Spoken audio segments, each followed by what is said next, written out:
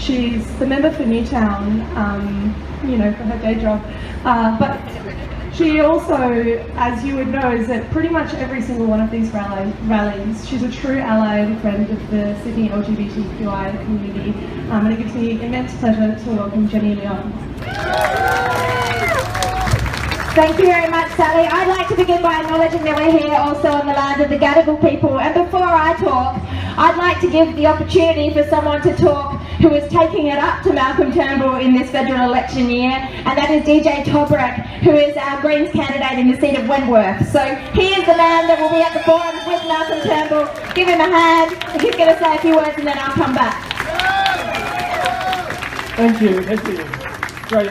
So again, I'd like to acknowledge we are on stolen Aboriginal land and pay my respects to the elders past and present, and also highlight the need for a treaty between our peoples. Now, thanks to the organisers, thanks to Jenny for that lovely intro. Jenny is a real ally of our community. Many of you may not know, but Jenny decided not to actually go ahead with a wedding in solidarity with the rest of us. So that's what a real ally looks like.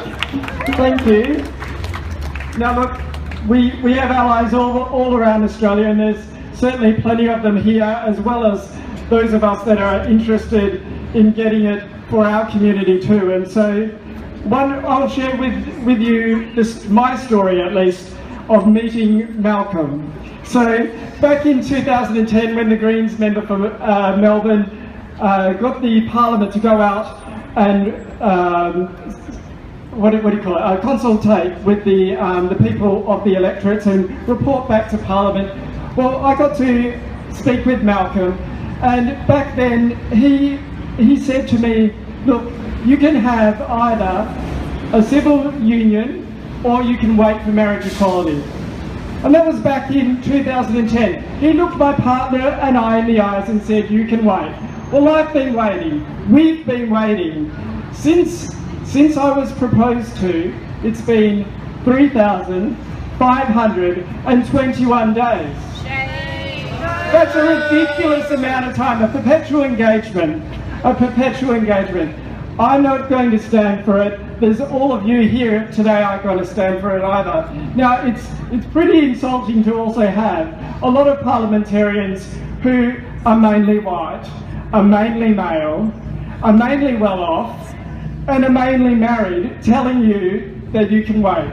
That's the reason why I've stood up and wanted to stand up for the people in Wentworth, and for anyone who votes Green for that matter. So now, Malcolm has, thank you to the sole person there. Now, Malcolm's used the popularity of the marriage equality movement for his own purposes, and he's treated us with contempt. Since rising to the Prime Ministership, he's floated the plebiscite as a democratic reform for everyone to get involved with. He's also watered down safe schools, and he's locked up LGBTQI refugees. Excuse me. Please tell me. Hello, Jenny. What is a plebiscite? Okay, well, okay, sure. What is a plebiscite? What is a plebiscite? A plebiscite is basically a public vote from all of the people around. He's not even listening now. But a public vote from all the people around Australia, but it's non-binding. Non-binding. So when Tanya did speak of the result. Sorry, I'm just distracted. When Tanya was speaking of the result and the politicians not coming on board and actually acknowledging and respecting the result of the Australian people, it proves that a plebiscite is nothing but a glorified poll. Now Malcolm Turnbull is not an ally. He's proven that time and time again. He's the great pretender. He's a great disappointment. And as the Democrats used to say, they used to say, we're going to keep the bastards honest. Well, we're doing a different thing. We're one-upping the Democrats. We're going to replace the bastards.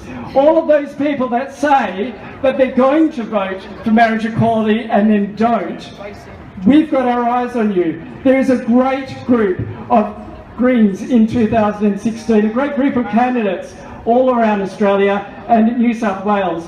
For example, in Western Sydney, we've got Sue Virago for the seat of Blaxland, a lesbian fighting right out there in the western suburbs. We've got in the seat of Bradfield, we've got Adrian Jones on the North Shore. We've got myself in the eastern suburbs, and we've got our first trans woman candidate out in regional New South Wales in Hume with Michaela Sherwood. We've got people ready to stand and ready to take it to them all in Parliament. So all you have to do is vote Green, is what I have to say. So nothing about us without us is the idea behind that. We aren't just stakeholders in this topic. We want to be there at the table making the decisions. So Turnbull I categorise as a weak leader, a convictionless politician, and a hollow pledge maker. So Turnbull's in the fight for his political life. He might have Tony to contend with, but he also has me. It's DJ against Goliath. I'm ready to take him on. I hope anyone in Wentworth is ready to get behind it as well. And as you know, I've worked on Oxford Street and in the Inner West as a drag performer for 13 years. I'm used to being on the microphone, getting in front of people and having a bit of a challenge. And one of my drag superstar iconic, one of their icons, I should say, hello, RuPaul, I'll just paraphrase a little quote from her show, RuPaul's Drag Race. So in regards to marriage equality, I say, Malcolm girl, you better legislate for it.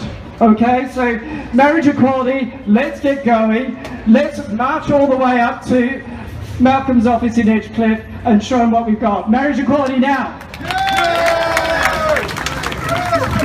Thank you, DJ. As was said before, my name's Jenny Leong and I'm the Greens member for the state seat of Newtown. Over a decade ago, I stood right there with a petition in 2004 saying, "We support full equality, no excuses." It was just after the Federal Marriage Act had been amended by the Howard government, not opposed by the Labor Party that was sitting in that chamber at the time, and we saw the Marriage Act amended to say that it was for a man and a woman to the exclusion of all others. And that is a shameful, shameful history that is long overdue that we repeal. I have got to say that I am so sorry. As someone that has stood by this community as an ally for over a decade, I am so sorry that your rights and your fight for marriage equality has turned into a political football. I am so sorry that there are people that will put their political interests first when we are talking about your right to be treated equally and your right to marry the person who you love. It disgusts me, and I am sorry to be called a politician with the politicians that do that. It is a shameful, shameful thing. But I can say to you that we know from history that we do not change laws and we do not change the mood of a community from some arrogant politicians that put themselves first and their self-interest and their self-promotion first, sitting in chambers, whether it be in Macquarie Street or Canberra. We change the way that society works by coming out here on the streets, by talking to people that we love, by talking to our family members and friends, and by saying that we do not deserve to be treated with inequality or with discrimination. And we bring people on board with us, and that is how we change things in this society. And with that, we know that this movement is strong, and eventually this movement will win.